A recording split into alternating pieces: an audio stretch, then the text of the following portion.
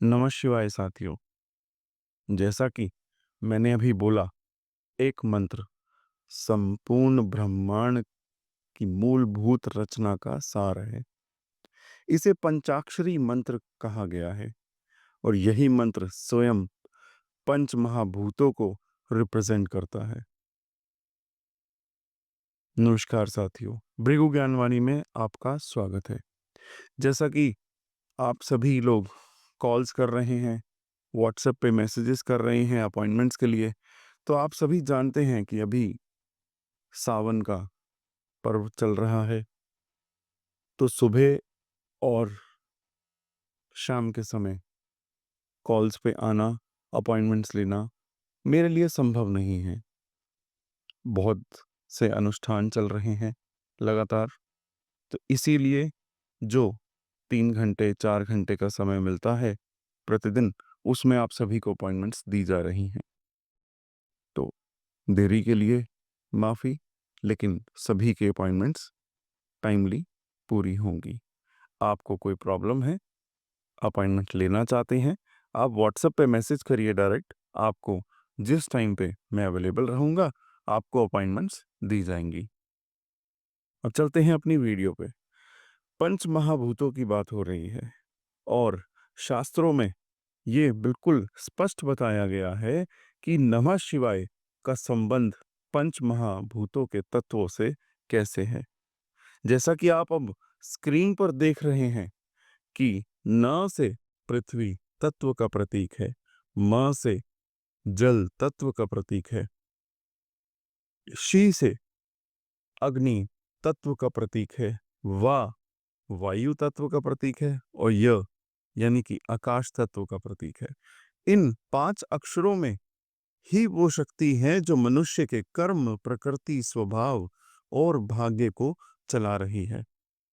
जब कोई व्यक्ति नमः शिवाय का जाप करता है, तो वह इन 5 तत्वों के अंदर से जागृत कर रहा है।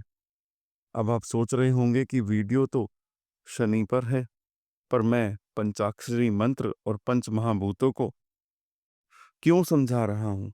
तो सुनिए। कर्म की गहराई को समझने के लिए सिर्फ ग्रहों की स्थिति जानना काफी नहीं होता। जब तक आप ये नहीं समझते कि आपका कर्म किस तत्व में फंसा हुआ है, जब तक कोई भी उपाय काम नहीं करता। यही 5 महाभूत, जिन्हें पृथ्वी, जल, अग्नि, वायु और आकाश तत्व कहा जाता है, हमारी पूरी चेतना, सोच, व्यवहार और जीवन की दिशा तय करती है। और जब शनि महाराज जैसा गुण ग्रह इन तत्वों से जुड़ी राशियों में होता है, तब वो हमारी जिंदगी में कर्म को बांधने वाला रक्षक और परखने वाला शासक बन जाता है।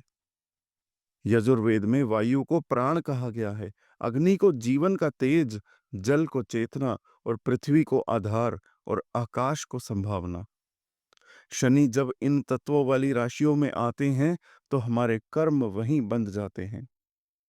किसी का जीवन विचारों के भूल भुलैया में खो जाता है, तो किसी का जीवन इमोशंस के तूफान में उलझ कर रह जाता है, तो किसी का जीवन स्थायित्व की कैद में चला जाता है। इसीलिए यह समझना बहुत जरूरी है कि शनि आपके कर्म को किस तत्व में बांध रहे हैं, क्योंकि वही तत्व ये तय करेगा कि आपका संघर्ष कैसा होगा, आपका जो मेंटल बोझ है किस दिशा में जाएगा और सबसे जरूरी, आपके जीवन की परीक्षा किस रूप में आएगी। जब हम बात करेंगे शनि की 12 राशियों में फल की, तो आप समझ पाएंगे कि आपका कर्म किस तत्व में फंसा है और आप कौन सा मार्ग अपनाना चाहिए आपको। इस ज्ञान में वो शक्ति है जो आपके कर्म की जड़ में जाकर आपको मुक्त कर सकता है। चलिए अब समझते हैं कि शनि जब सभी 12 राशियों में होते हैं, तब वो पंच महाभूतों के माध्यम से आपके जीवन और कर्म को कैसे प्रभावित करते हैं। सबसे पहले मैं बात करूंगा अग्नि तत्व की राशियों की। कौन सी राशि हैं? मेष राशि, सिंह राशि और धनु राशि, यानी कि 1 नंबर, 5 नंबर और 9 नंबर। अब देखिए, अग्नि तत्व का सीधा संबंध होता है इच्छा शक्ति, कर्म शक्ति और आत्मबल से। यह वो तत्व है जो आपको चलाता है, उठाता है और आपके अंदर का तेज जगाता है। अब जब शनि जैसी गंभीर और तपस्वी ग्रह शक्ति इन राशियों में आती है, तो ये तेज को और दिशा देती है। शनि यहाँ पर डिसिप्लिन लाते हैं, ऐसा अनुशासन जो आपके कर्म को लगन और समर्पण से जोड़ दे। अब मैं आपको समझाता हूँ कुछ खास स्थितियां। देखिए कि जब शनि हो पहले, पांचवें और नवम भाव में, तो इन राशियों में अगर आपका लग्न मेष है और शनि चला गया है धनु राशि या सिंह राशि में, यानी कि पांचवें या नौवें भाव में, तो शनि आपको बना देते हैं तपस्वी, कर्म में गहराई लाने वाला, एक ऐसा इंसान जो जोश में नहीं बल्कि धैर्य और संयम में काम करता है। लेकिन हाँ, कभी कभी यहाँ थोड़ी रिजिडिटी भी आ जाती है। आप चीजों को लेकर ज्यादा सख्त और जिद्दी हो जाते हैं। फिर भी शनि यहाँ पुरुषार्थ का जबरदस्त बल देते हैं।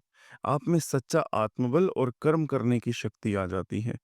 अगर सिंह लगन है और शनि मेष में, यानी कि नवे भाव में बैठे हों, तो एक अलग ही संयम देखने को मिलता है।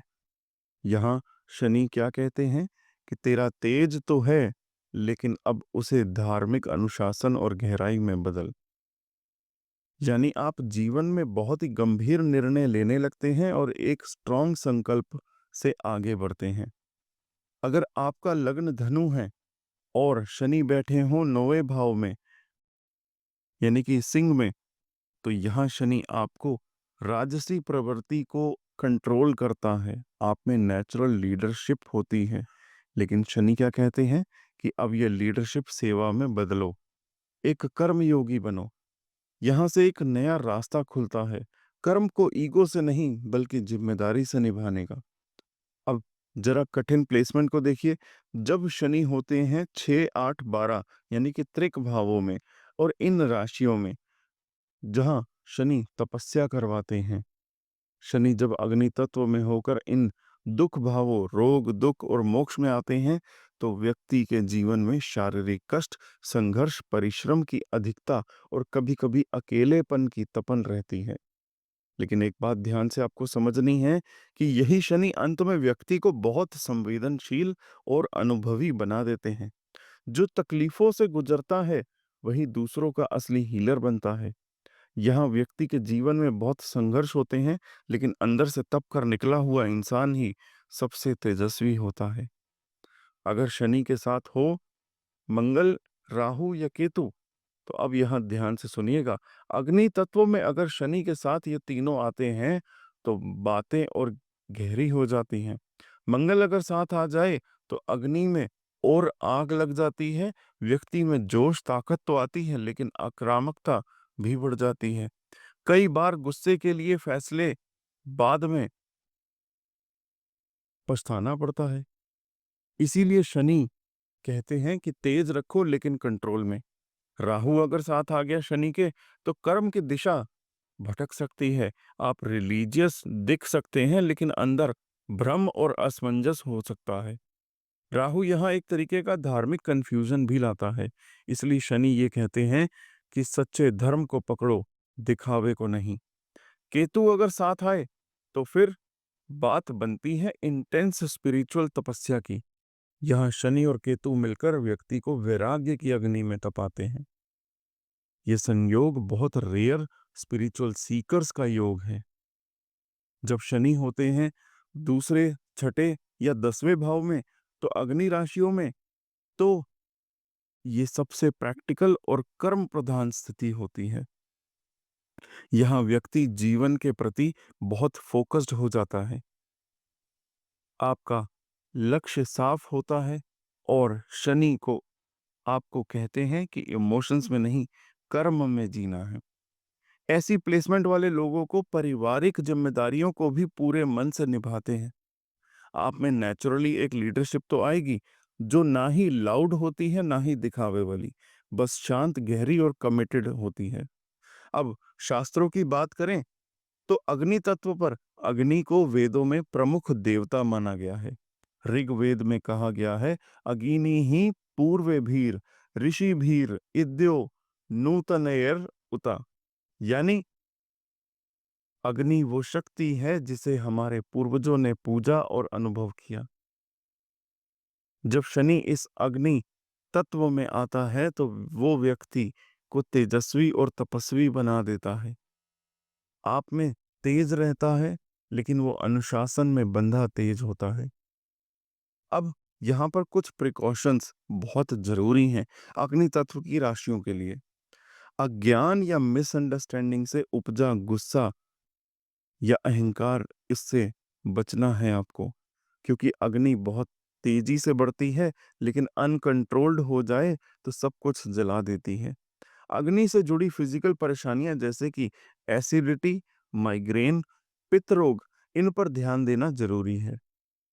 शरीर भी संकेत देता है कि जब आप इनर अग्नि असंतुलित हो जाए आपकी। कभी कभी अग्नि तत्व वाले लोग स्पिरिचुअल ईगो में आ जाते हैं। उन्हें लगता है कि मेरी तपस्या सबसे ऊंची है, लेकिन याद रखिएगा, धर्म को कभी दूसरों पर थोपना नहीं चाहिए।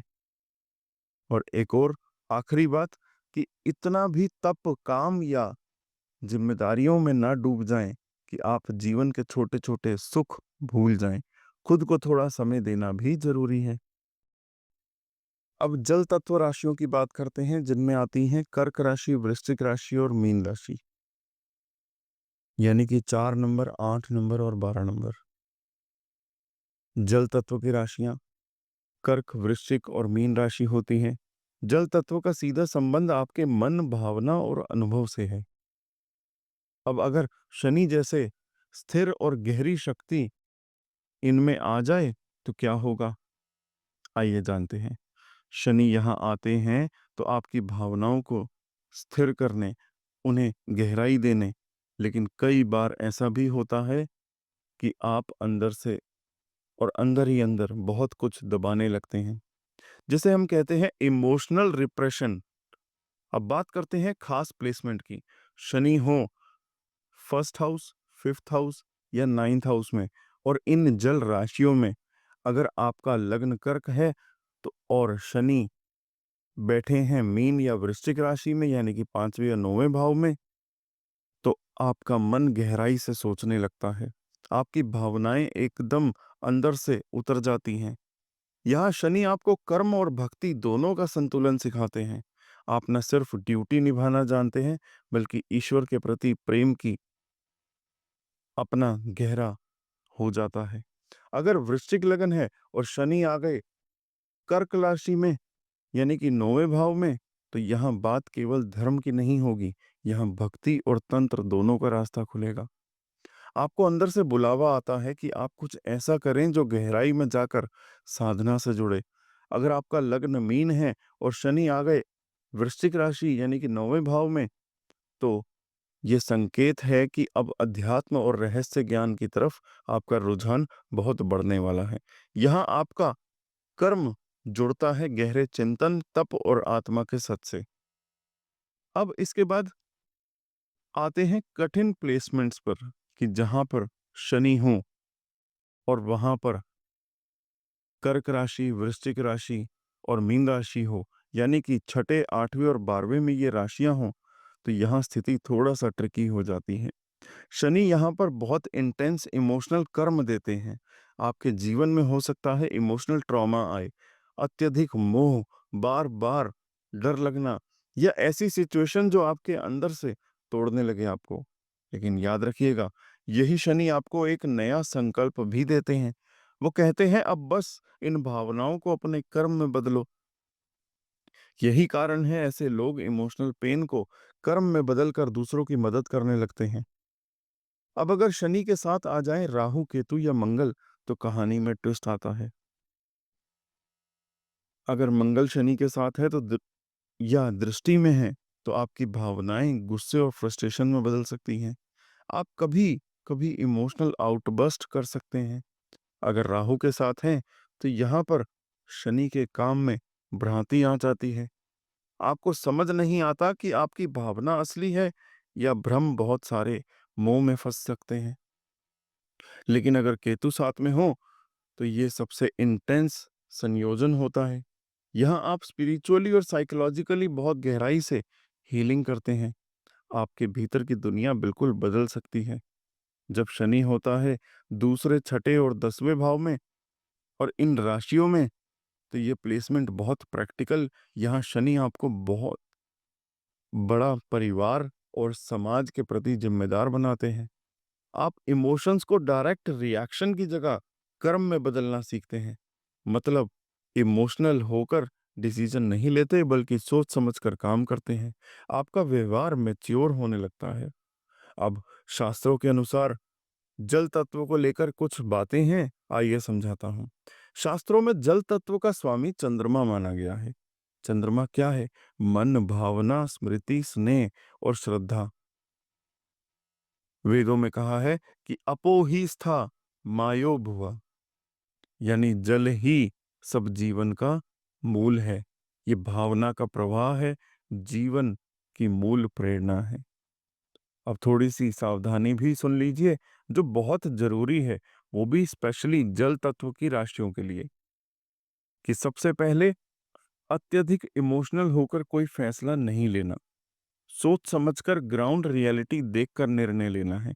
दूसरी बात, ध्यान दीजिएगा कि जल रूपी रोगों पर, जैसे कि स्वेलिंग, ब्लड प्रेशर, किडनी में एलर्जी आदि, ये सब शरीर में जल तत्व असंतुलन से आते हैं। तीसरी बात, इमोशनल ब्लैकमेल और गिल्ट से बचिए। कई बार आप अपने ऊपर ही अननेसेसरी गिल्ट ले लेते हैं। ये कर्म को कमजोर कर सकता है। और हाँ, एक बात याद रखिएगा, जब कोई व्यक्ति इमोशनली थोड़ा डिस्टेंट हो जाता है, तो उसे ईगो ना समझें। वो कहीं ना कहीं प्रेम और करुणा को संतुलित करने की कोशिश कर रहा है। प्रेम और करुणा, इन्हें हमेशा बनाए रखिए। अब पृथ्वी तत्व की बात करते हैं। इसमें राशियां आती हैं वृषभ राशि, कन्या राशि और मकर राशि। अब देखिए, पृथ्वी तत्व की राशियां तो मैंने आपको बता दी, यानी कि 2 नंबर, 6 नंबर और 10 नंबर। और पृथ्वी तत्व का मतलब क्या है? स्थिरता, यथार्थ, धैर्य और सहन शक्ति। ये राशियां बहुत ग्राउंडेड होती हैं, यानी कि इनके पांव जमीन पर होते हैं, सपनों में नहीं। और जब शनि जैसे गंभीर और धर्म युक्त ग्रह यहाँ आते हैं, तो यहाँ वो अपने स्वभाव में पूरी तरह ढल जाते हैं। शनि यहाँ पर बनता है एक धार्मिक, कर्मठ और लोक सेवी शक्ति, यानी जो भी काम करेगा वो पूरे नियम, मेहनत और समाज की भलाई के साथ करेगा। अब समझते हैं कुछ खास प्लेसमेंट्स को। शनि हो आपके फर्स्ट हाउस, फिफ्थ हाउस और नाइन्थ हाउस में, और इन राशियों में, तो अगर आपका लग्न वृषभ है और शनि कन्या या मकर में चले गए, यानी कि फिफ्थ और नाइन्थ भाव में, तो आपके जीवन में आ सकता है बेमिसाल धैर्य, ध्यान और स्थिरता। अब डिसीजन लेने में जल्दबाजी नहीं करते आप हर बात को सोच समझकर करते हैं। यह शनि आपके कर्म को सतर्क और फलदायी बना देते हैं। अगर आपका लग्न कन्या है और शनि मकर में है, यानी कि फिफ्थ हाउस में, तो ये बहुत ही पावरफुल योग है। यहाँ व्यक्ति को मिलती है गहराई, व्यवहारिक बुद्धि और एकदम शुद्ध कर्म करने की क्षमता। मतलब ना दिखावा, ना शॉर्टकट, बस साफ सटीक ग्राउंडेड मेहनत। अब अगर आपका लग्न मकर है और शनि चले गए वृषभ राशि में, यानी कि 5वें भाव में, तो यहाँ शनि व्यक्ति को देते हैं धन, सेवा और सत्कर्म की भावना। आप मटेरियलिस्टिक सक्सेस भी पाते हैं, लेकिन उसे सिर्फ अपने लिए नहीं, बल्कि समाज, परिवार और जरूरतमंदों के लिए भी इस्तेमाल करते हैं। अब आते हैं थोड़े से डिफिकल्ट प्लेसमेंट्स पर।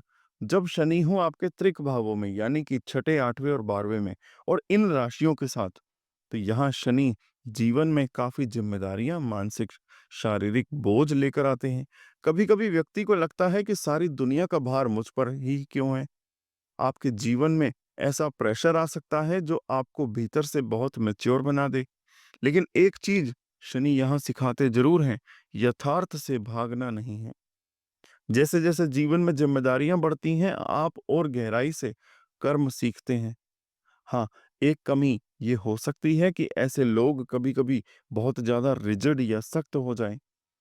सब कुछ अपने कंट्रोल में रखना चाहते हैं और यही थोड़ी-सी संतुलन की ज़रूरत होती है उनको।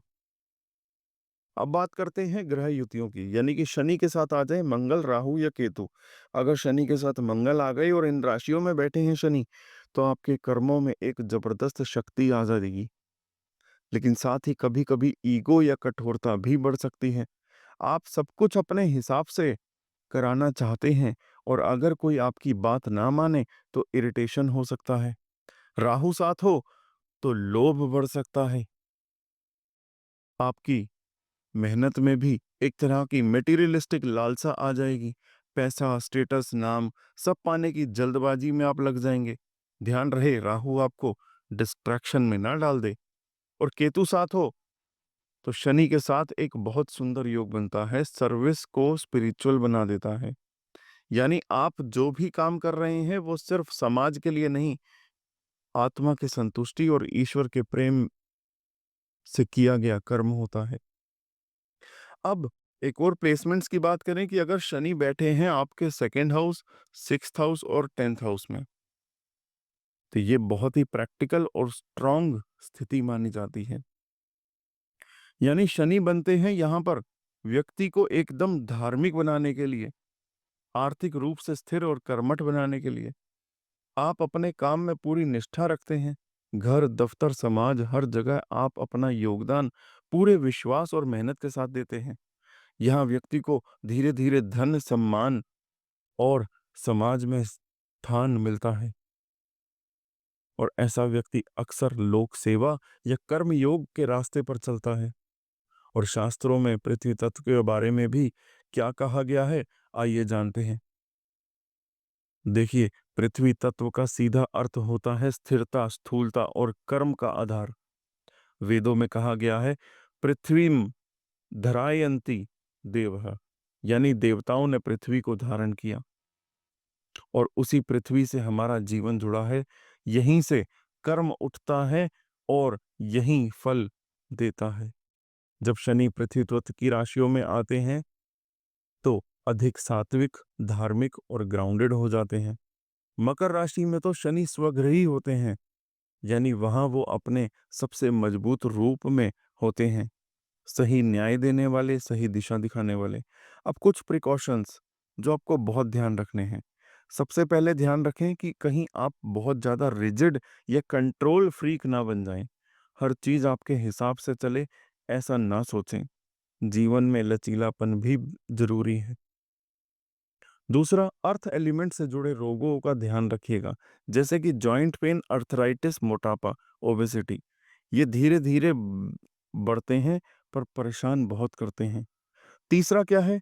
धन का लोभ, हर चीज को इकट्ठा करते रहने की प्रवृत्ति, इससे बचें।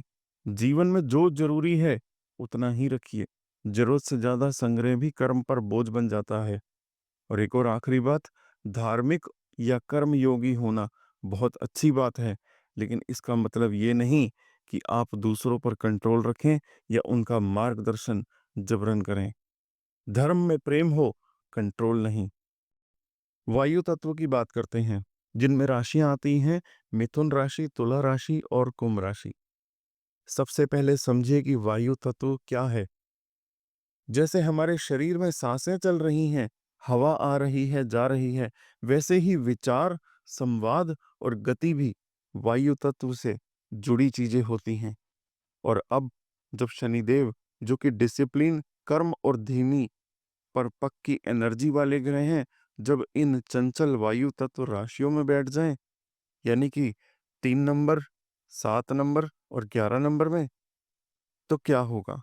बिल्कुल ध्यान से समझिए। ये हवा जैसे तेज चलने वाले विचारों को धीरे और गहराई से सोचने पर मजबूर कर देते हैं। मतलब सोचने की प्रक्रिया में डिसिप्लिन, एक सिस्टम आ जाता है। लेकिन इसी के साथ कभी-कभी ओवरथिंकिंग या एंग्जायटी भी बढ़ जाती है, क्योंकि शनि हर चीज़ को डिले करते हैं, धैर्य चाहते हैं। अगर शनि इन फर्स्ट, फिफ्थ और नाइन्थ हाउस में इन राशियों में आ जाएँ और मिथुन लगन हो और शनि तुला या कुंभ में बैठे हों यानी कि 5वें या 9वें घर में, तो ये एक कार्मिक इंटेलेक्ट का योग बनता है। आपके अंदर सोचने की इतनी डेप्थ आ जाती है कि डिसीजन बहुत थॉटफुल हो जाता है। ये एक बुद्धि योग है जो ज़िंदगी में सही फैसले लेने में मदद करता है। तुला लगन हो, शनि बैठा हो मिथुन में यानी कि 9th हाउस में, तो आपका धर्म लॉजिकल हो जाता है। मतलब आप ब्लाइंडली किसी आइडियोलॉजी को फॉलो नहीं करेंगे, बल्कि हर बात को सोच समझकर तर्क के आधार पर एक्सेप्ट करेंगे। न्यायप्रिय, नीति पर चलने वाले और कर्म में सच्चे बन जाते हैं। आप कुंभ लगन हो और शनि मिथुन या तुला में हो यानी कि पंचम या नवम में हो, तो यहाँ एक कमाल का योग बनता है, कल्पना और कर्म का संगम। मतलब आप कल्पना करेंगे लेकिन हवा में नहीं, बल्कि इमेजिनेशन को एक्शन में लाना जानेंगे। विजन और एग्जीक्यूशन दोनों बैलेंस में हो जाते हैं। लेकिन अगर शनि छठे, 8वें, 12वें भाव में इन राशियों में आ जाए, अब ये घर ऐसा होते हैं जहां टेंशन, चैलेंजेस और साइकोलॉजिकल प्रेशर होता है।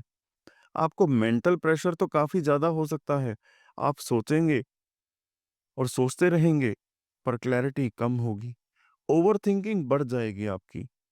छोटी-छोटी बातों को लेकर भी दिमाग में स्ट्रेस हो जाएगा। सोशल इनसिक्योरिटी भी आती है। आपको लग सकता है कि लोग क्या सोच रहे हैं, या कभी-कभी अपने आइडियाज़ दूसरों के सामने रखने में हेजिटेशन आ सकती है। यहाँ एक बड़ा कॉन्फ्लिक्ट आ जाता है कर्म और विचार के बीच। मतलब सोचते बहुत हैं, पर एक्शन लेने में डिले आ जाता है, और ये डिले फ्रस्ट्रेशन बन सकता है अगर आपने डिसिप्लिन नहीं बनाया। अगर राहु केतु मंगल की दृष्टि या युति हो इन राशियों में, तो मंगल अगर शनि के साथ हो या दृष्टि में हो, तो सोच में आक्रामकता आ जाएगी।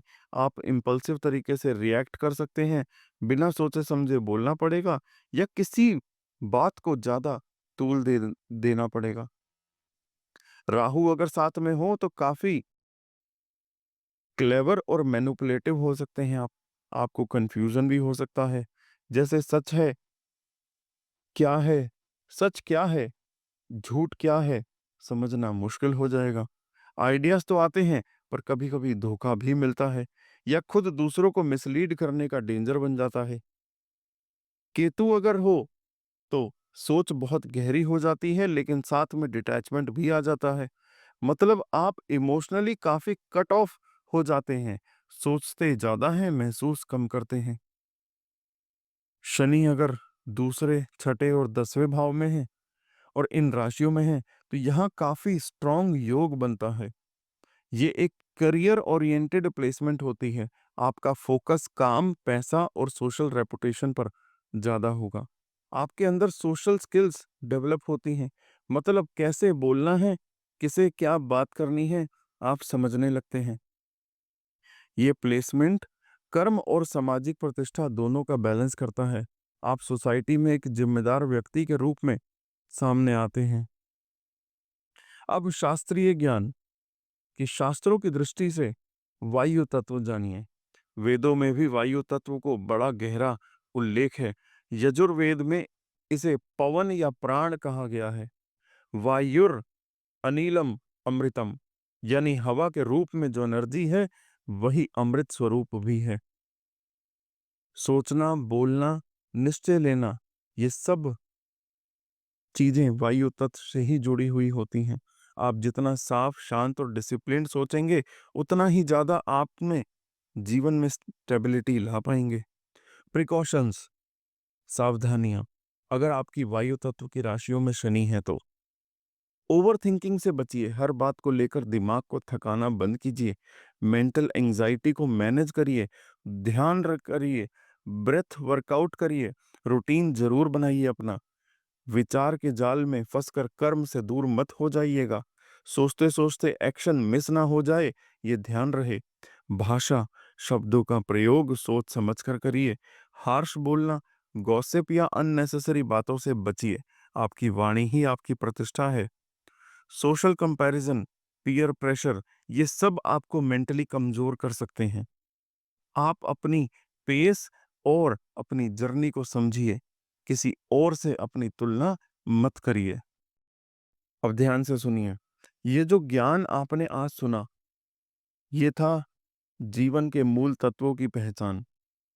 आपने समझा कि कैसे शनि जब इन तत्वों से जुड़ते हैं, तो कैसे आपका कर्म एक विशिष्ट ऊर्जा में बंध जाता है। यही वो रहस्य है जो सदियों से ग्रंथों में छुपा हुआ था। हर वो व्यक्ति जो अपने जीवन की दिशा जानना चाहता है, जो समझना चाहता है कि उसका कर्म, उसका संघर्ष, उसका सफर आखिर किस तत्व की परीक्षा में बंधा है, तो उसके लिए ये ज्ञान रोशनी की तरह है। और याद रखिए, जो तत्व को जान गया, वो खुद को जान गया। तो बस आज के लिए इतना ही। आपका साथ हमारी ऊर्जा, और इस ऊर्जा को बांटते चलिए। अब आप सभी के जीवन में शांति, स्टेबिलिटी और तत्व ज्ञान बना रहे, यही हमारी शुभकामना है। कुछ उपाय के बारे में मैं आपको जरूर बताऊंगा कि जिस तत्व की राशि है आपकी, यानी कि जिस तत्व की राशि में शनि महाराज बैठे हैं, उस तत्व से जुड़ा हुआ उपाय करना आपके लिए बहुत जरूरी हो जाता है। हर दिन को ज्ञान से जोड़िए और हर ज्ञान को जीवन में उतारिए। भृगु ज्ञानवाणी के साथ जुड़े रहिए। तब तक के लिए नमः शिवाय।